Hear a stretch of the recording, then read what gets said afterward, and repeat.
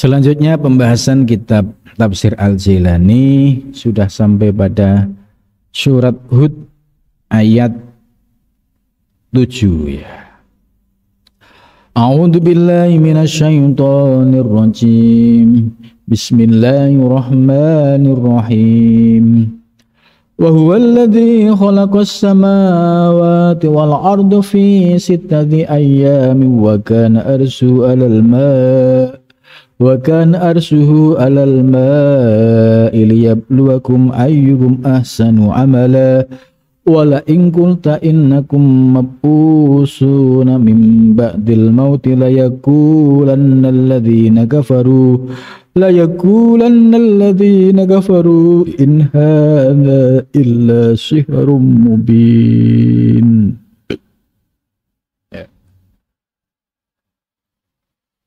Wa huwallazi khalaqas samawati wal ardo ya.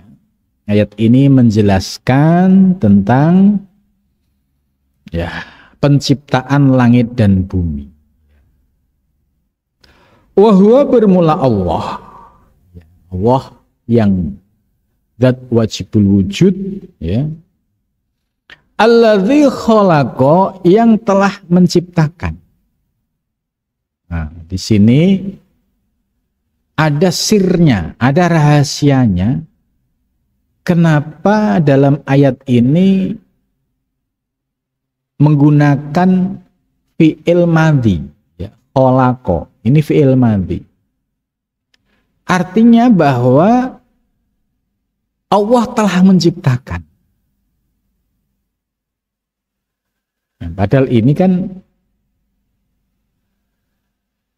menunjukkan bahwa Allah telah mendesain alam semesta itu di alam qadim. Alam qadim itu sebelum adanya alam semesta. Jadi desainnya itu sudah finish di alam qadim yang disebut dengan Lauhil Mahfuz. Maka di sini menggunakan kata khalaqa, termasuk penciptaan langit dan bumi dan seisinya ya itu sudah didesain di Lauhil Mahfuz. Maka bisa dipahami ketika sudah berada di alam dunia ya menggunakan kata khalaqa ya desainnya ya sudah lebih dahulu itu. Maka proses penciptaan yang sekarang dan yang akan datang itu proses tajalli saja. Itu ibarat kayak nonton film, itu cerita dalam film itu sudah selesai oleh sutradara. Itu.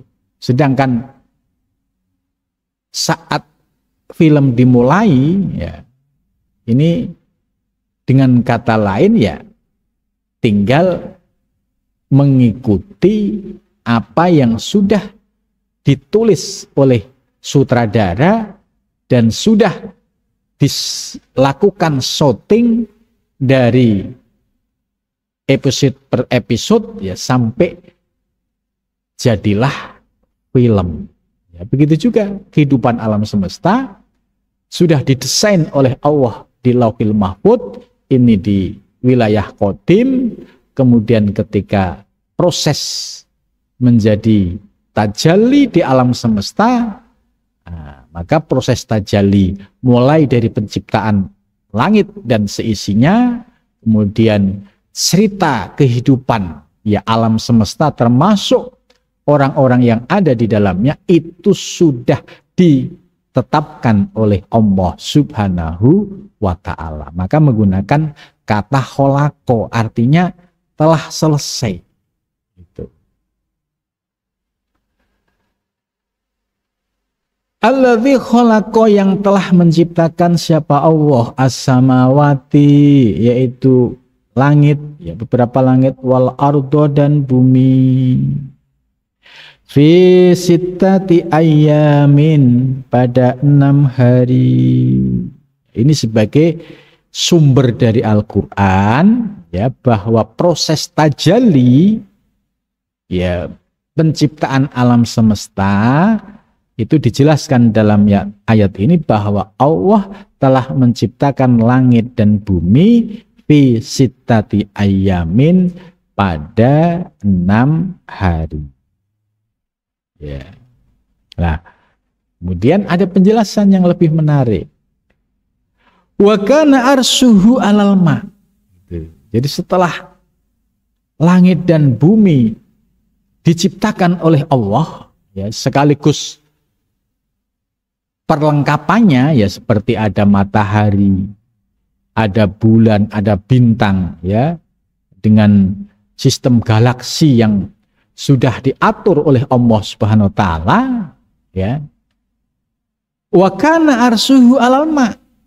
Wa kana dan ada arsyuhu, yaitu apa arasnya Allah, 'alal ma'i, di atas air. Nah, Syekh Abdul Qadir Jailani dalam menafsirkan kata arsyuhu itu ai majlahu, yaitu sebagai kenyataan dari arasnya Allah. Karena setelah Allah menciptakan langit dan bumi, ini kan perlu ada yang mengisinya, ya. Maka Allah menciptakan melalui alir air inilah, ya, terciptalah, ya, pohon-pohonan, ya. Kemudian dari air inilah akhirnya Allah menciptakan berbagai jenis ikan. Kemudian dari air, ya, kemudian berinteraksi dengan tanah dan lainnya, kemudian menciptakan makhluk-makhluk baru yang ada di bumi ini, gitu. Jadi wa kana arsyuhu 'alal ma. Jadi artinya air ini menjadi arsnya, menjadi majlahu. Majlah itu kenyataan yang akan menghidupkan planet bumi ini. Ya, kita bisa membayangkan, andai tidak ada air di muka bumi, ya, ini tentu kehidupan tidak akan bisa berkembang dengan baik. Karena dengan adanya air, akhirnya Allah menjelaskan di dalam ayat ini itu sebagai arsnya, maka dari air inilah kemudian menjadi berkembang biaknya seluruh makhluk di muka bumi, ya, seperti tumbuh-tumbuhan, ya, binatang, dan termasuk manusia sendiri juga nggak bisa lepas dari air. Sebab di dalam Al-Quran, ya, dijelaskan proses penciptaan manusia itu kan dari sulalah mintin, saripati tanah, dan itu nggak bisa lepas dari unsur air. Maka apa yang disampaikan oleh ayat ini, wa kana arsyuhu alma, ini memiliki pemahaman yang sangat luas bahwa dalam zat air inilah, ya, ada ruh yang menghidupkan seluruh kehidupan di alam semesta, yang hakikatnya dari Allah Subhanahu wa ta'ala.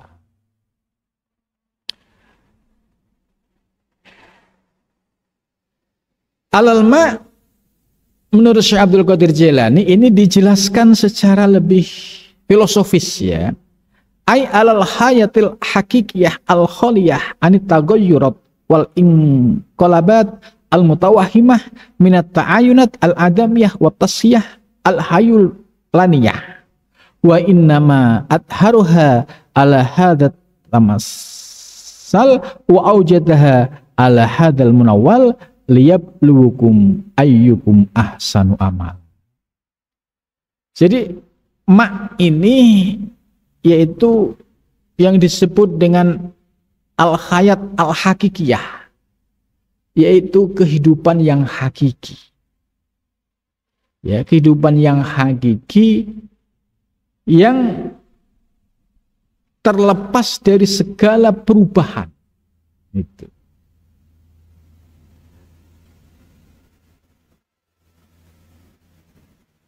Jadi dengan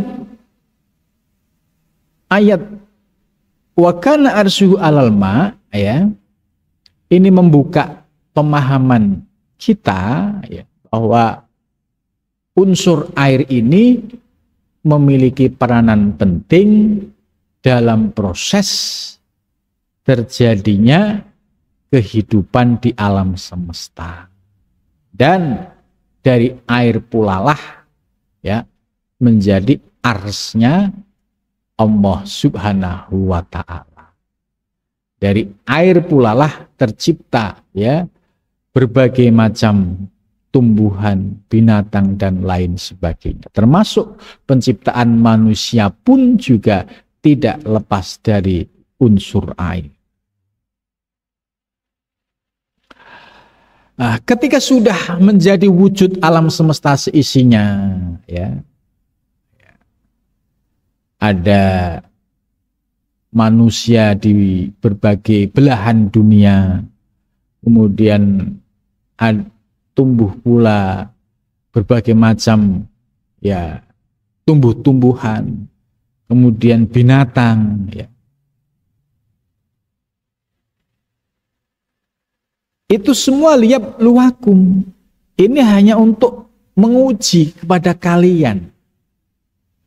Jadi maksudnya begini, Allah yang menciptakan langit dan bumi dari tidak ada menjadi ada. Gitu. Kemudian setelah diciptakan langit dan bumi, Allah menjelaskan kana arsyuhu 'alal ma.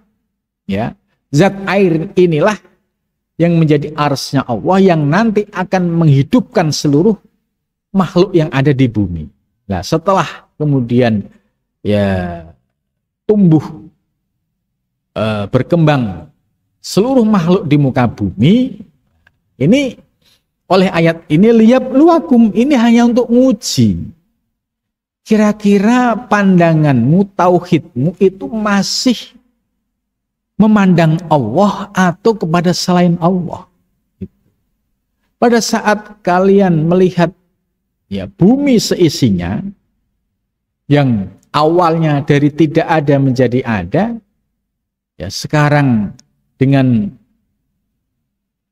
hiruk pikuknya kehidupan dunia ini menjadi batu ujian bagi seorang hamba. Maka di sini akan kelihatan orang yang hatinya mendapatkan nur ilahiyah akan senantiasa mudah memandang kepada Allah. Yang melihat segala peristiwa di alam bumi selalu dengan mengembalikan kepada Allah. Ya, dalam kondisi apapun selalu mengembalikan kepada Allah karena dia tahu bahwa kehidupan di muka bumi ini dari tidak ada menjadi ada dan semua, ya, diciptakan oleh Allah Subhanahu wa ta'ala. Jadi orang yang mendapatkan nur ilahiyah memiliki kesadaran untuk selalu mengingat Allah. Maka ketika ada wujud apapun di muka bumi, ya, baik tumbuhan, binatang, itu mudah mengembalikan kepada Allah. Beragam, ya, flora, fauna. Ini kalau kita paham ayat ini, itu tauhid kita semakin kokoh. Nggak mungkin bisa muncul flora fauna kalau tidak dikehendaki oleh Allah Subhanahu wa ta'ala. Nah, bagi orang yang ditutup hatinya oleh Allah, dia akan berpikir rasional, oh, alam semesta ini, ya, proses alamiah saja, nggak ada keterkaitan dengan Tuhan. Maka inilah yang akhirnya menjadi kelompok ateis. Ya, dianggap Tuhan tidak ada keterlibatan Tuhan. Ini kalau orang, ya, dikasih hidup tapi tidak dikasih keimanan. Dia hidup ini siapa yang menghidupkan? Alam semesta ada ini siapa yang mengadakan? Ini nggak sadar, nggak terbuka hatinya. Maka mereka menjadi orang-orang yang ingkar dan ateis. Tapi ada juga yang dia terhijab. Terhijab apa? Melihat alam semesta yang jelas nyata, ya, yang dulu tidak ada, sekarang menjadi ada, itu tidak mampu mengembalikan kepada Allah. Karena apa? Terhijab. Terhijabnya kenapa? Ya dia sebatas melihat objek zahir. Misalnya melihat gunung, ya sebatas melihat gunung tanpa mampu mengembalikan, oh yang menciptakan gunung adalah Allah. Ketika melihat laut, tidak mampu mengembalikan, oh yang menciptakan laut ini Allah. Tapi dia sebatas memandang keindahan-keindahan lahiriah. Inilah orang-orang yang terhijab. Nah ini yang disebut liyabluwakum. Ya, ini untuk menguji kalian. Ayyukum, siapapun di antara kalian, ahsanu, lebih baik amalan amalnya. Jadi jelas bahwa dengan diciptakan alam semesta seisinya ini, salah satu ya cara Allah adalah untuk menguji pandangan kita. Apakah tetap bertauhid atau apakah terhijab, ya, atau yang ketiga ini ateis, ingkar. Karena tiga ini nyata, di dunia ini nyata. Kelompok ateis tidak mengakui adanya Tuhan. Alam semesta ini ya terjadi karena proses alamiah. Manusia lahir juga lahir secara alamiah. Tidak ada keterlibatan Tuhan. Ini orang yang berpaham ateis. Sedangkan yang terhijab, ya, dia yakin alam semesta diciptakan oleh Allah, iya. Cuma tidak mampu mengembalikan, memandang objek kembali kepada Allah Subhanahu wa ta'ala. Dan yang ketiga, ini orang yang diberikan anwarul ilahiyah, dia memiliki kesadaran spiritual ketika melihat objek, melihat alam semesta seisinya, yang diingat adalah Allah Subhanahu wa ta'ala. Dan yang ketiga inilah ya orang-orang yang mau belajar ilmu tasawuf, belajar ilmu hakikat. Ya.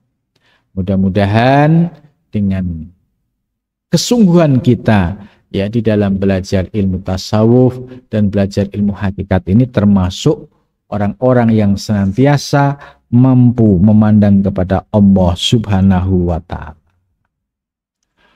Walain kulta, ya. Dan apabila kamu katakan, ini bagi orang yang pertama tadi, orang yang ingkar terhadap Allah, ya, orang ateis dan orang yang terhijab. La innakum mab'usuna min ba'dil maut. Orang yang ateis tadi, ya, orang ateis ini kan orang yang diciptakan oleh Allah, dihidupkan oleh Allah, tapi tidak dikasih keimanan dan hatinya ditutup. Maka itikadnya tadi, alam semesta ya, ini proses alamiah saja. Manusia lahir ya proses alamiah. Lah, orang yang seperti ini ketika innakum mab'usuna min ba'dil maut, hei, kamu nanti itu akan dibangkitkan oleh Allah setelah kematian. Itu. Kamu jangan dikira hidup ini ya sebuah proses alam. Kamu salah. Sebab manusia ini di dunia ini sementara. Setelah manusia di dunia ini sesuai dengan waktu yang telah ditentukan oleh Allah, ya, setiap manusia di muka bumi ini punya ajal. Suatu saat dia mab'usuna min ba'dil maut, akan dibangkitkan oleh Allah. Nah, orang-orang yang ateis, orang-orang yang ingkar ini akan berkata, la yaquluna alladzina kafaru, niscaya orang-orang yang ingkar, orang-orang yang kafir, dia akan berkata, in hadza illa sihrun mubin. Jadi, orang-orang ateis kalau diingatkan ada Tuhan, ada kebangkitan nanti di hari kiamat, dia nggak akan percaya. Ya, dia akan berkata in hadza illa sihrun mubin. Ya, ini omong kosong, itu hanya sihir saja gitu. Ini hanya mengada-ngada. Mana ada hari kebangkitan.